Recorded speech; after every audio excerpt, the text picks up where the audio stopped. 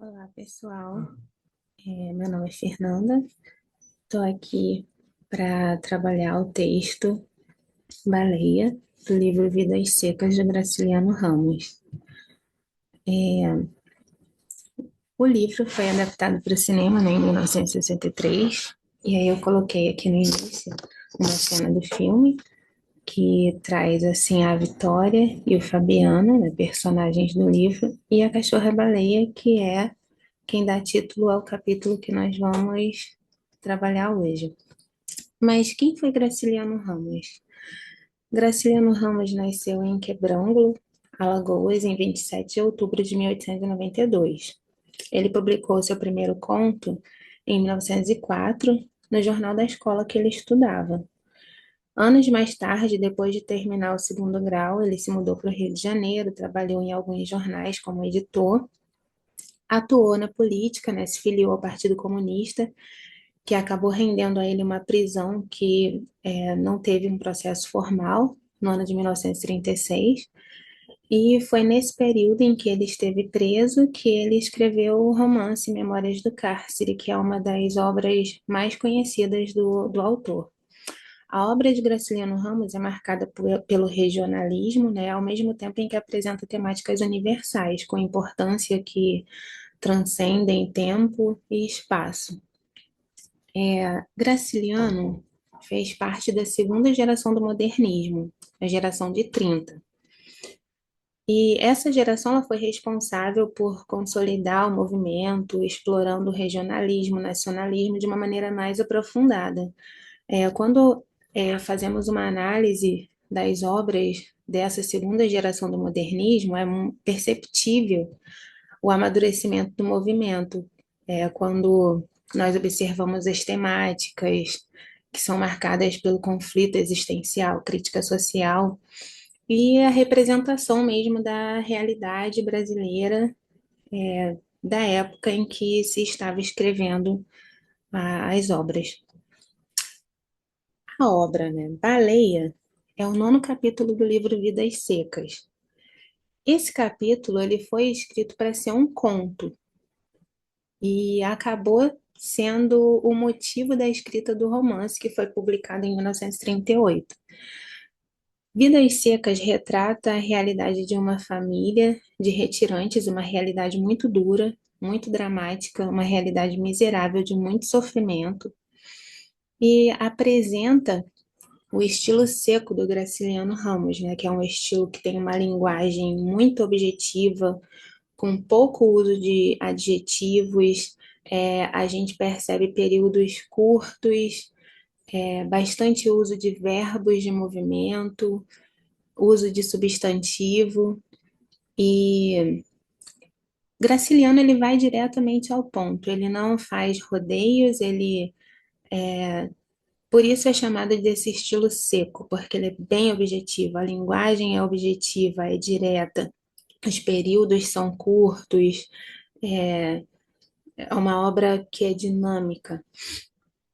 No livro Vidas Secas, nós temos algumas personagens, né, que são apresentadas para nós, que compõem essa família de retirantes.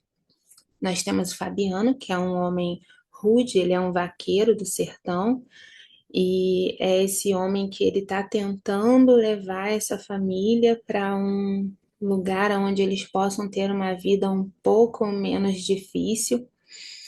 É um homem de poucas palavras, um homem mais de ação do que de emoção. Sim, a Vitória, que é a esposa de Fabiano, que é uma mulher que cuida da casa, cuida dos filhos e também ajuda ele na lida, né, no trabalho. E os dois filhos do casal, que não têm nome na história, eles apenas são chamados de meninos. E é interessante perceber que Fabiana e sim a Vitória, por causa da dureza da seca, eles já tinham perdido alguns filhos e talvez essa questão de não ser apresentado o nome dessas crianças traga essa ideia de que não se sabia se aquelas crianças também vingariam, né, devido à vida que eles viviam, a vida de retirante, a vida de dificuldade, de miséria mesmo. E a outra personagem que nós temos, né, que dá título ao capítulo que a gente vai tentar se aprofundar um pouquinho mais, que é a cachorra-baleia. O capítulo do qual nós estamos falando, ele inicia apresentando algumas características da cachorra, que dão início a todo um drama que vai sendo construído pelo Graciliano Ramos, porque a cachorra, ela acaba sendo, chegando a um momento em que ela vai apresentando características que mostram que ela não estava bem, né, de saúde, que ela estava doente. E o Fabiano, ele chega à conclusão de que ela estava com hidrofobia, né, também conhecida como raiva. E o texto diz que a baleia tinha emagrecido, o pelo caíra ali em vários pontos, as costelas avultavam num fundo róseo, onde manchas escuras supuravam e sangravam, cobertas de moscas. As chagas da boca e a inchação dos beiços dificultavam-lhe a comida e a bebida. Então, é diante dessa caracterização, dessas características da cachorra que são dadas inicialmente, que todo um drama vai sendo construído por Graciliano. E ao longo do texto, a gente vai vendo que os dois meninos eram muito apegados a essa cachorra, e ela era como parte já dessa família, membro dessa família, e Fabiano observa que ela está doente, ela está num estado de sofrimento bem grande, e ele decide dar cabo da vida da baleia, né? E o capítulo mostra que os meninos, eles percebem que alguma coisa de ruim iria acontecer com a cachorra. A mãe, ela precisa segurar esses meninos enquanto o Fabiano, ele está ali tomando atitude, aquilo que ele acha que é melhor fazer, né? Dar fim à vida da cachorra. E é toda essa caracterização que vai dando que vai introduzindo esse drama inicial que vai se desenrolar ao longo do capítulo. Esse é o capítulo mais famoso do livro, talvez o mais emocionante, né? Para o crítico Álvaro Lins, é um capítulo que se acha revestido de uma humanidade talvez maior que a dos seres humanos. Ao longo do texto, nós vamos percebendo que Graciliano ele vai descrevendo, ele vai dando à baleia emoções assim que são profundamente humanas, né? E essa fala do crítico, né, que se acha revestido de uma humanidade talvez maior que a dos seres humanos, é um contraponto que a gente encontra ao longo da obra mesmo, ao longo do texto, porque do livro como um todo, porque nós vemos uma animalização das personagens humanas, enquanto ao mesmo tempo nós vemos uma humanização da cachorra-baleia. O capítulo também é marcado pelo uso de verbos, demonstrando quadro a quadro de uma cena de ação, dando a ideia de dinamismo e objetividade, né? Como eu disse anteriormente, marcando esse estilo seco do Graciliano Ramos, que vai direto ao ponto, que não faz rodeios, que não tem muito uso de adjetivos, é bem econômico no uso de adjetivos, e que vai mostrando uma cena dinâmica de ação, que dá essa ideia de movimento e de uma cena que vai se desenrolando cena após a outra. E o texto aqui destacado, né, que a gente pode observar, essa presença marcante do uso dos verbos de movimento, né? Então, Fabiano resolveu matá-la. É interessante perceber que Fabiano ele toma uma decisão prática. A cachorra está doente, né? Como aqui no início fala, tinha emagrecido, o pelo caíra ali em vários pontos, as costelas avultavam no fundo róseo, onde manchas escuras supuravam e sangravam, cobertas de moscas, as chagas da boca e a inchação dos beiços dificultavam-lhe a comida e a bebida. Ou seja, ela estava num estado já, assim, bem decadente, e Fabiano toma uma decisão prática. Fabiano resolveu matá-la. Foi buscar a espingarda de pederneira, lixou-a, limpou-a com saca-trapo e fez tenção de carregá-la bem para a cachorra não sofrer muito. Ou seja, ele resolveu matá-la, foi buscar, lixou-a, limpou-a, fez tensão, né, carregou-a, sofrer bastante uso de verbos, que é uma característica marcante do graciliano, o estilo seco, objetivo, com períodos curtos e com o uso de poucos adjetivos. E, como eu disse antes, é interessante a gente notar o contraponto em que o autor estabelece entre a humanização da cachorra e a animalização das personagens humanas. Lá no terceiro capítulo, quando o Fabiano ele consegue levar a família até uma nova fazenda, ele diz para ele mesmo, Fabiano, você é um homem. Mas logo depois ele se corrige e ele diz, você é um animal, Fabiano.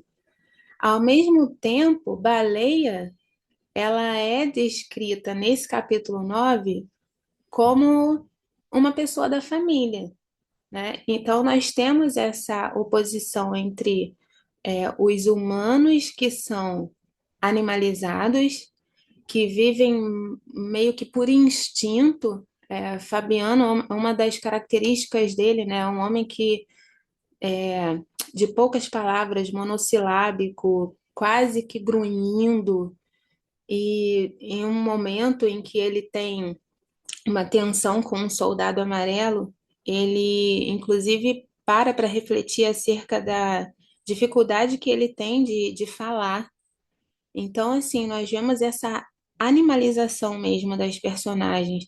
E eu acho que isso retrata muito, assim, essa dureza da vida diante da seca, da vida no sertão, da vida que brutaliza as pessoas devido à dureza da própria realidade que elas enfrentam.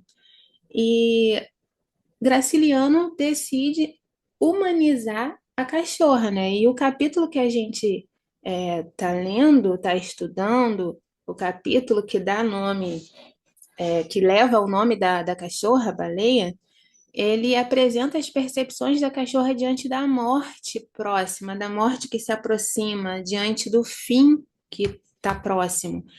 E é uma torrente de emoções que vão inundando o seu pensamento, o seu corpo, quando ela percebe que esse fim já está próximo, né? Um dos trechos fala exatamente sobre isso, né? Que ela diz que uma angústia apertou-lhe o pequeno coração. Então nós vamos vendo essa expressão, essa descrição dessas emoções que a cachorra ela vai vivenciando e chega um determinado momento em que ela sente vontade de morder o Fabiano, mas aqui, ó, uma sede horrível queimava ali a garganta. Procurou ver as pernas e não as distinguiu. Um nevoeiro impedia-lhe a visão. Pôs-se a latir e desejou morder Fabiano. Realmente não latia. Uivava baixinho. E os uivos iam diminuindo, tornavam-se quase imperceptíveis, né? Porque é uma luta entre a doença que estava tomando conta do corpo dela e a luta pela lucidez, né? E ela dominada por aquela doença que faz, né, com que os cachorros eles fiquem agressivos e ao mesmo tempo vem um momento de lucidez e enfim, ela está encarando o seu próprio fim, né? O capítulo diz que Fabiano ele decide, né, matar a baleia para acabar com aquela situação. E quando ele atira, ele acaba atingindo as pernas dela, né? E ela acaba se arrastando. Tem um trecho que diz que ela se arrasta andando sobre as duas pernas como se fosse gente. Então nós vemos em vários momentos essa humanização, essa humanidade do animal, tanto nas suas emoções como nas suas ações, né? Naquilo que ela está sentindo, naquilo que ela está pensando e a caracterização daquilo que ela está fazendo. E no fim, né, do capítulo, a baleia já com as suas forças se esvaindo, ela penetra no fantástico, né? Ela adentra uma espécie de céu dos cachorros, onde os desejos mais íntimos dela se realizam, né? Porque a baleia, ela vive ali junto com aquela família, toda a dureza da seca, a dureza do sertão nordestino, a falta de água, a falta de comida, e ela sofre tanto quanto os humanos que estão ali. E aí, quando ela vai chegando nesse fim, que esse fim dela vai se aproximando, ela penetra nesse mundo fantástico, adentrando esse céu dos cachorros, e aí os desejos dela mais íntimos, né, começam a se realizar. E aí nós vemos a finalização do capítulo, é, em que o Graciliano ele vai descrevendo esse, esse fim, né? E aí é, ele relata assim: Baleia encostava a cabecinha fatigada na pedra. A pedra estava fria. Certamente, sim, a Vitória tinha deixado o fogo apagar-se muito cedo. É bem interessante, né? Essas lembranças que a cachorra tem daquilo que faz parte do cotidiano da família, né? Quando ela sente essa frieza da pedra, ela se lembra assim, a Vitória, do fogo que ela acende, e aí ela relaciona uma coisa com a outra, né? O cotidiano da família. E aí, Baleia queria dormir, acordaria feliz num mundo cheio de preais, e lamberia as mãos de Fabiano, um Fabiano enorme. As crianças se espojariam com ela, rolariam com ela num pátio enorme, num chiqueiro enorme. O mundo ficaria todo cheio de preais, gordos, enormes. É um modo que eu considero muito bonito, o encerramento desse capítulo, em que ela adentra esse mundo fantástico, esse mundo onde há a realização daqueles desejos que ela tem, né, de poder estar com aquela família, que é a família dela, com as crianças, porque os três brincavam, era o costume das crianças de brincar com a cachorra, tanto que quando eles percebem que alguma coisa ia acontecer com a cachorra, eles ficam desesperados, a mãe tem que prender eles, um deles acaba conseguindo fugir, porque eles tinham esse apego e ela queria, né, esse desejo dela de estar junto com a família, num ambiente onde ela teria comida, onde ela poderia se divertir, brincar com as crianças e ter ali todo mundo junto vivendo naquele ambiente, num pátio enorme, um mundo cheio de preais. E é assim que Graciliano encerra esse capítulo com esse final que eu acho que é um final muito bonito, que ao mesmo tempo é muito triste, mas é muito bonito porque ele não tenta dar um fim que seja fora da realidade do que acontecia, né, do que acontece com as pessoas que enfrentam, com os retirantes que enfrentavam a seca, com os migrantes que tinham que sair das suas terras para irem para outros lugares. Eles estavam o tempo todo vivenciando a morte, se deparando com a morte, vendo o prenúncio da morte, e é isso que acontece com a baleia, né? No fim, ela acaba morrendo, mas ao mesmo tempo em que ela morre dessa maneira, existe essa esperança de que alguma coisa boa depois daquilo ali possa acontecer, ainda que seja num céu dos cachorros. E é assim que Graciliano encerra esse capítulo. E agora nós vamos para algumas atividades de fixação, nós vamos fazer apenas uma, né? E aqui fala assim: Graciliano, representante da segunda geração do modernismo, apresenta características do regionalismo em suas obras. Todavia, o autor também trata de temas universais. No capítulo estudado, Baleia, estabeleça como o autor faz a relação entre o regional e o universal. E, bom, nesse capítulo nós podemos ver o uso de uma linguagem que é regional, nós conseguimos ver a descrição de elementos que são elementos regionais, né, como a vegetação, fala do cajuzeiro, fala da catingueira, os animais que compõem o cenário, preais, cabras, cascavel. Então, nós vemos a própria temática em si, além dos elementos e da linguagem, nós temos a própria temática, que é uma temática regional, né? Da seca, do sertão nordestino, a situação dos retirantes, que é uma situação vivenciada em um local, uma região específica, um local específico.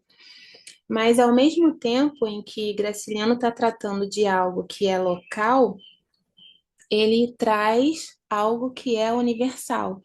Quando ele fala sobre essa questão do fim da vida, do fim da existência, esse conflito entre vida e morte, a luta entre a lucidez e a razão, a lucidez e a perda da razão, né? Quando esse encarar a morte, esse prenúncio do fim, como que um ser ele consegue